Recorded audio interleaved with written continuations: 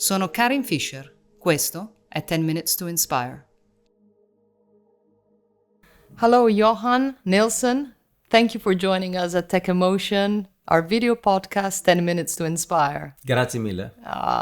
And so it's amazing to have you here. We heard stories, and who best could explain who's Johan Nilson than yourself? Well, not really, because sometimes it's complicated to explain who you are, because I'm also so many sides.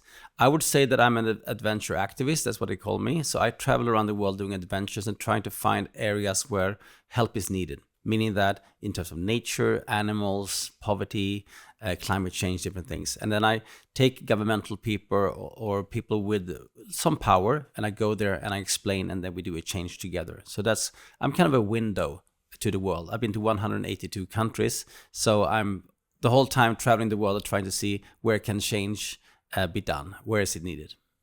Okay, so you're a window to the world. So you open people's eyes somehow and let them see something that they haven't been seeing, or you just let them observe and see if they can find it by themselves? Well, most people don't even know that change is needed. They think that, that everything is good. They read the news, all that kind of thing. But I think it's very important to see things with your own eyes. So the reason why I started to travel around the world was just because of that, to be able to have an opinion. So when I travel to places that is very like North Korea or, these kind of places, people say, how can you go there? Well, I need to go there to have an opinion. Most people come to me say that, oh, these places are so bad. And I'm like, oh, when did you go? Oh, I never been there, but I read it in the news. So I want to have an opinion myself. So I start to travel around the world to see what's the actual situation. Same thing with the poaching in Africa, everything. Why are they killing the animals? What's the story? There must be a reason. Has there been somebody in life who has inspired you into this type of way of seeing things and living things? When I started my first adventure in 94, I was bicycling from Stockholm to Africa. Well, that's a long way. And then I wanted to give up the first day. So I called my mom and said, listen, this was not fun. I'm going to come home tomorrow. And she said, yeah, but you did today. So maybe you can do also tomorrow. So I did also tomorrow, the same thing. And then I called my mom again and said, I'm coming home now. This was not for me. Yeah, but you did yesterday. You did today. Maybe you can also do tomorrow. What's interesting is that if you only do today for 52 days, you get to the Sahara. So basically, she inspired me not to give up and see things like short term, to be able to have a long-term goal. Another person that I'm seeing frequently is His Holiness, the Dalai Lama. So I meet him in northern India a few times per year. So now it's been a while since COVID, but asking him a lot of visions and things and like directions of my life. I asked him one time why it was so important, with religion. He said, well, religion is not important. People can live without religion. People cannot live without love and compassion. Then that might be the basic of a lot of religions, but that's not so important. The most important is the love and compassion. Your belief to a God doesn't affect my relationship to you. If I'm a good person to you, that will affect you, not what I believe. So it's actually what all the actions that we are making, not what we are dreaming about and saying, is what we do that matters. So sometimes we need to be motivated by other people in order to transform dreams into action, or you believe that the force needs to come from within? Well, I think it's a mix. I think that it's important to see role models. I think that we have a problem with that today, with social media, with things, with a very a glamorous way of looking at things. I think that we need to go back to basics. I think that seeing the tribes, I think is very interesting, because they have been living for tens of thousands of years the same way. They found some kind of happiness. They found some kind of way of dealing with life. And we seem to be very unhappy in our life right now. We have everything, but we're not really super happy because it's always something else that we need. So I think that going back and looking at the basics, what is the basic for happiness? What is the basic for being comfortable in life? And I think that that's what I'm doing. I'm going out in the nature and I'm seeing the nature is working. Why aren't we working? We are more intelligent, quote unquote, but we are not, because the difference between also wise and intelligent. We might be intelligent, but destroying the planet and ourselves is that wise. So I would say that we are not a wise species, but we are intelligent. And as Tech.Emotion, we believe it is interesting to explore. We explore differently than what you do. Yeah.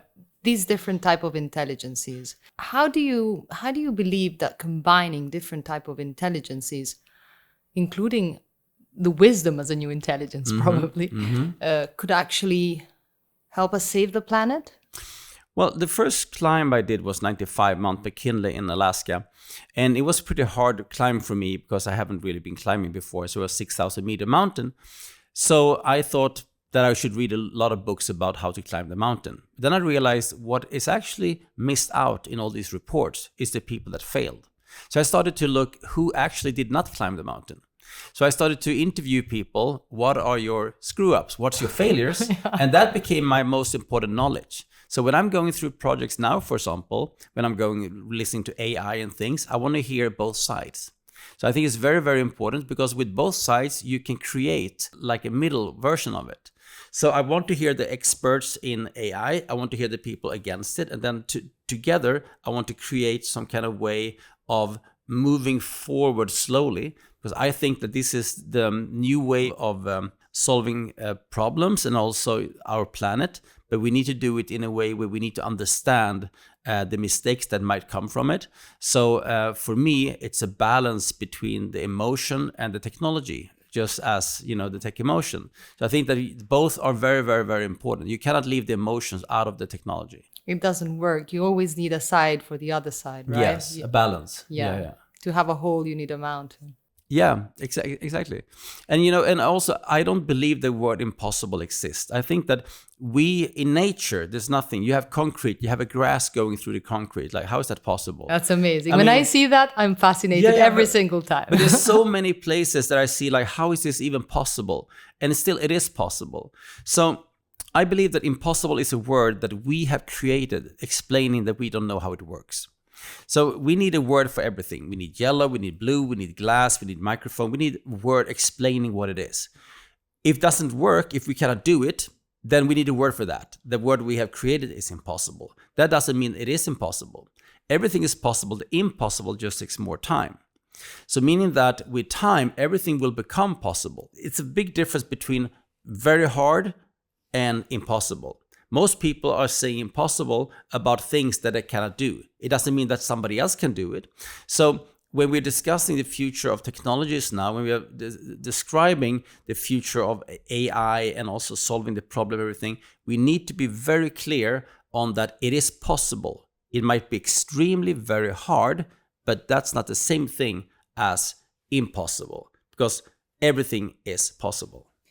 Somebody taught me once that when instead of saying it's impossible, saying it's interesting. And maybe like asking yourself, it's interesting, you question yourself how you could approach for that. So is it looking at things differently, the solution to the impossible? Yeah, well, when I meet people the first time, I don't ask people, what is your job? I say, what is your passion? Because your passion is more who you are.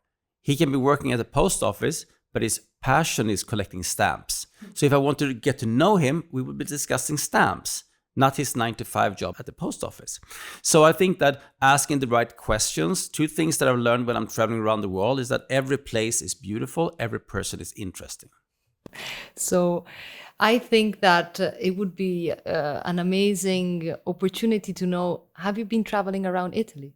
I have, yes, I have. And it's actually a very big difference between the south and the north. It's almost like 2 different countries. Like if you go down Sicily and up Milan, it's 2 different sides. And I like that because you can travel within Italy and experience different things. And maybe this diversity has also served the creativity that it's part of the Italian potential that we would like to unlock. As Tech.Emotion, we're working on that. What I like with Italy is that you both have the very ancient history, but you also have the innovation and the technology going now. So I like the basic of you go into Rome, you see the Colosseum, everything, and then you go to this conference and you hear about like the future.